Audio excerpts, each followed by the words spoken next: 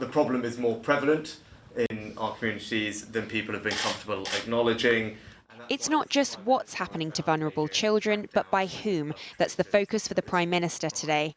Visiting an NSPCC hub in Leeds, he unveiled plans for specialist officers to help police forces with investigations into child sexual exploitation. How old was that? He was about 17, I think. Yeah, it was a he. Listening to the handlers who answer calls from young people needing help, Rishi Sunak wants the electorate to know his government is targeting what they call grooming gangs. They believe allowed to go undetected, victims ignored because of political correctness.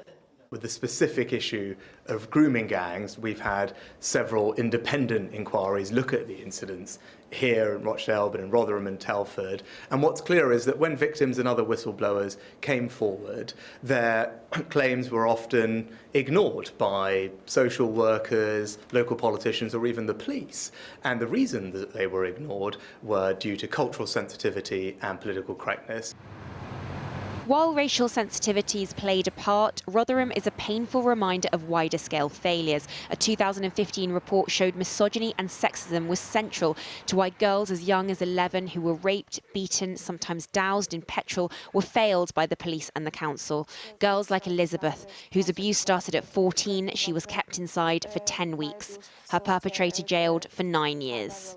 We were seen as low-class prostitutes, having Asian boyfriends as fashion accessories, bad behavioural problems. So it was everything but what were actually happening. They weren't even thinking of you as vulnerable? No, nothing. In my files, I was everything but vulnerable. I was anything but a victim.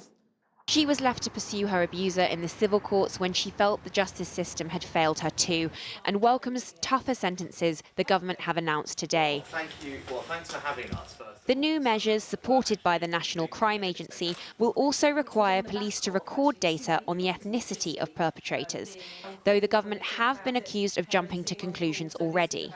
We have to be honest about the fact that some of these gangs have been overwhelmingly British-Pakistani males. What do you make of the government's rhetoric when announcing this policy?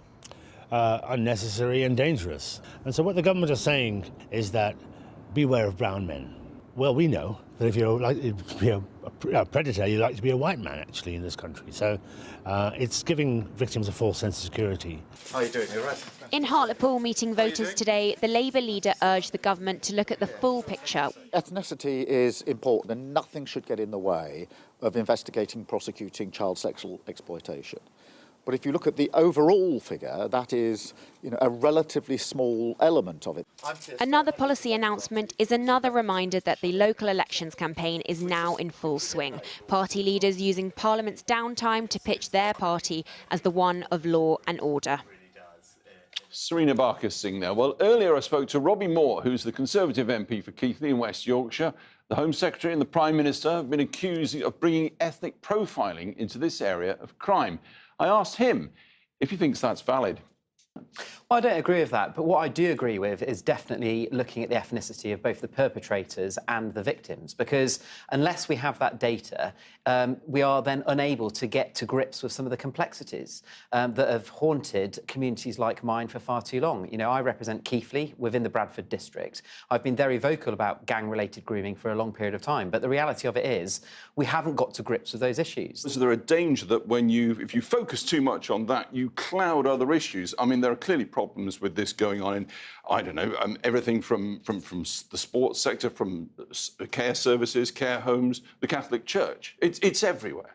Yes, but there are certain communities where different issues are impacting those communities more so, and that is being as a prominent issue, I'm afraid to say, within Keighley and across the Bradford district.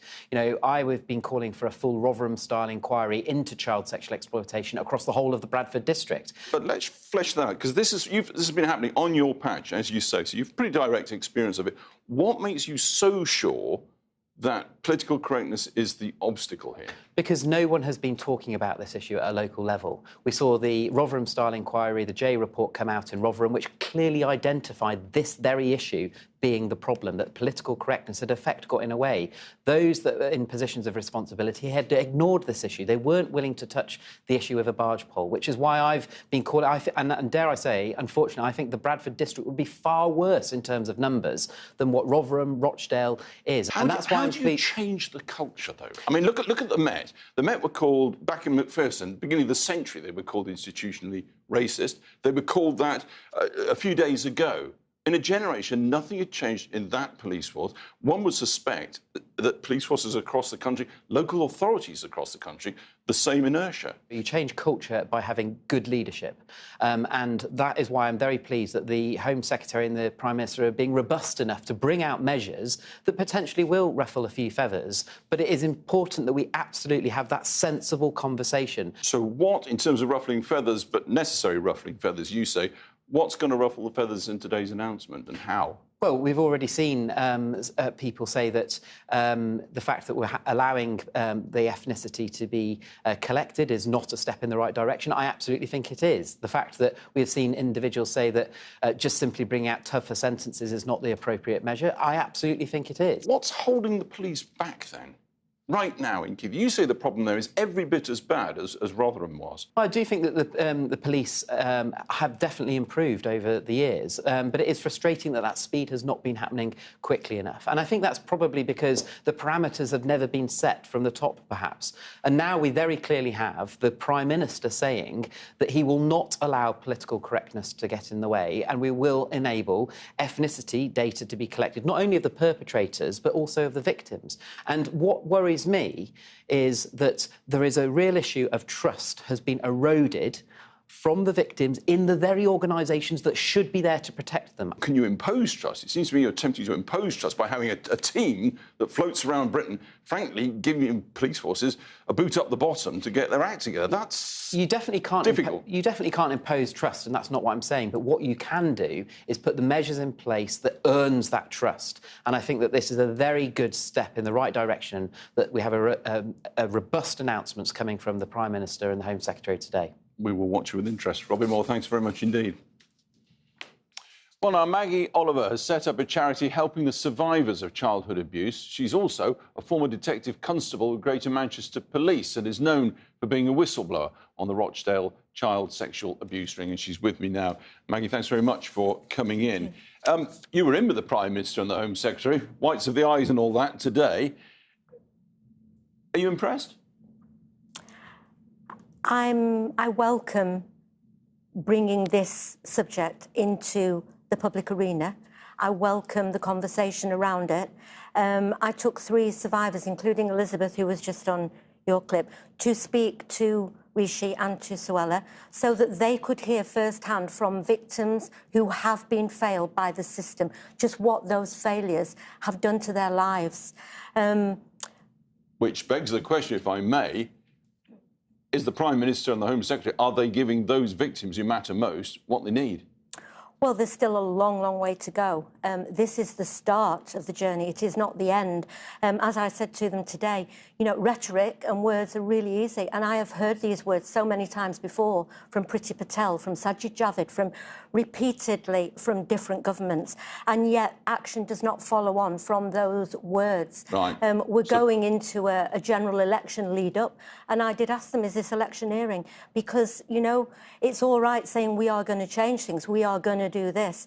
We have policing in crisis. We have courts that really have 5-year waits for a trial.